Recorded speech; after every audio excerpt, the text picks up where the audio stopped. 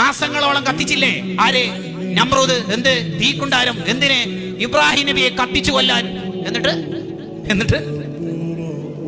ഇബ്രാഹിം നബിയെ എങ്ങനെയാണ് ആ തീക്കുണ്ടാരത്തിൽ ഇടുക എന്ന ആലോചനയിൽ ഇബ്ലീസ് വന്ന് നിർദ്ദേശം കൊടുത്തു. ഒരു വില്ലുണ്ടാക്കുക, എന്നിട്ട് അമ്പിന്റെ പകരം ഇബ്രാഹിമിനെ വെക്കുക, എന്നിട്ട് ഇവിടുന്ന് വിട്ടേക്കുക. ഇബ്രാഹിം നബി അലൈഹി സ്വലാമിനെ വില്ലിൽ നിന്ന് വിട്ടു, അമ്പായിട്ട് വിട്ടു. തീക്കുണ്ടാരത്തിലേക്ക് ചെന്ന് പതിക്കുന്ന ഫ്യൂ സെക്കൻഡ്സ്. അങ്ങനെയൊന്നും പറയാനില്ല, നിമിഷാർദ്ധങ്ങൾ, ഇനി കുറഞ്ഞ നിമിഷങ്ങൾ മാത്രം. ആ സമയത്ത് തീയുടെ ഡ്യൂട്ടിയുള്ള മലക്ക് പോയിട്ട് ചോദിക്കുന്നുണ്ട്, എന്തെങ്കിലും ആവശ്യമുണ്ടോ? തീയിലാണല്ലോ വീടുന്നത്, എന്തേലും ആവശ്യമുണ്ടോ?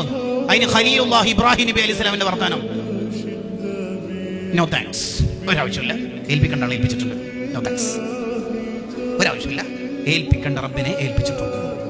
അതെ അതെ, അള്ളാഹു ഏറ്റെടുത്തല്ലോ. തീക്ക് നിർദ്ദേശം കൊടുത്തു, ഇന്ന് നീ ഏതായാലും ചൂട് വേണ്ട, ബർദൻ, തണുപ്പ് മതി. പിന്നെ ഓവർ തണുപ്പാക്കി ആ സെൻട്രൽ എ സി എല്ലാം 16 ഇട്ടാലുണ്ടാവില്ലേ, നമ്മൾ തന്നെ ഒരു മരക്കഷ്ണമായി പോകും. അത് വേണ്ട. വസലാമൻ അല്ല ഇബ്രാഹിം നബിക്ക് കംഫർട്ട് ആയത് എന്താണോ തണുപ്പ്, ആ രീതിയിൽ മതി. യെസ്, എന്താ രസല്ലേ. ഇതൊക്കെ ഖുർആനിൽ ഓതുന്ന മോമിനിങ്ങൾക്ക് എങ്ങനെയാ മനുഷ്യന്മാർ ടെൻഷൻ ഉണ്ടാവുക? ഈ അള്ളാഹു തന്നെയല്ലേ നമ്മുടെ അള്ളാഹ്? അതെ. എന്നിട്ടെന്താ നമുക്കിങ്ങനെ ടെൻഷൻ? മോളെ കല്യാണം 2 വട്ടം അന്വേഷിച്ചു, ശരിയായില്ല, അപ്പോഴേക്ക് മൂഡ് ഓഫ്. ഇതാണോ മോമിന്റെ സ്വഭാവം?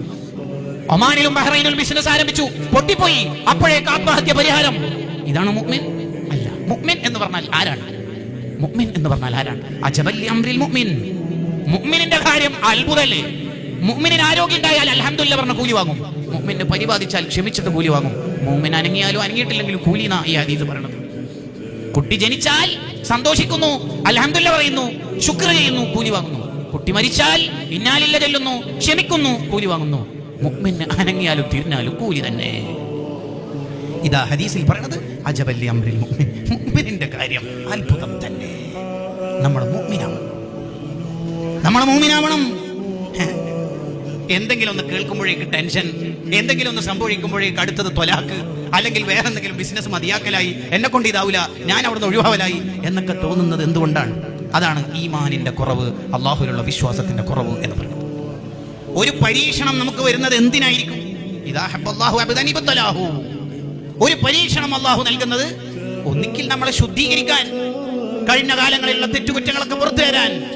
ഒരു ബില്ല് പാസ്സാകുമ്പോഴേക്ക് നമ്മൾ എന്തിനാ ബേജാറാവണത്?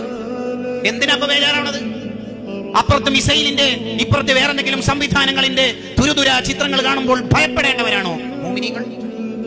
ഇനി ആകപ്പാട് എന്ത് സംഭവിച്ചാലും നമ്മളിപ്പോ പോകേണ്ടത് ആരുടെ? നമ്മുടെ സ്നേഹം നമുക്കെല്ലാം തന്ന അള്ളാഹുവിലേക്കല്ലേ. എന്തിനാ പേടിക്കേണ്ടത്?